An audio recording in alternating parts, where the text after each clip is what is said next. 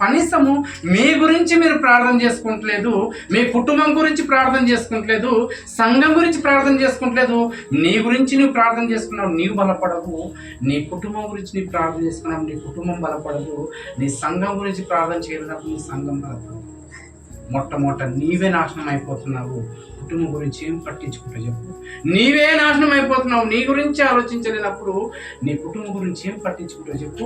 కుటుంబం గురించి పట్టించుకోలేని నీవు సంఘం గురించి ఏం పట్టించుకుంటావు చెప్పు. సంఘంలో ఎప్పుడైతే ఏకాత్మ ఉంటుందో కదా, అందరూ వాక్యాన్ని వినడానికి ఇష్టపడతారు. అందరూ వాక్యం పట్ల శ్రద్ధ కలిగి ఉంటారు. ఎందుకు అలా తయారైతుందో తెలుసా? దేవుడు అంటే భయం లేదు. దేవుడు అంటే భయం లేదు ప్రియులారా, దేవుడు అంటే భక్తి లేదు ప్రియులారా. ఎందుకు మన కుటుంబాల్లో భార్య భర్త విడిపోతున్నారు? మన కుటుంబాలు ఎందుకు ప్రేమలు ఉండడం లేదు? కుటుంబాల్లో పిల్లలు మన మాట ఎందుకు వినడం లేదు? కుటుంబాల్లో ఒకరంటే ఒకరికి ఎందుకు పడడం లేదంటే మొట్టమొదట నీ జీవితాన్ని నాశనం చేస్తాను.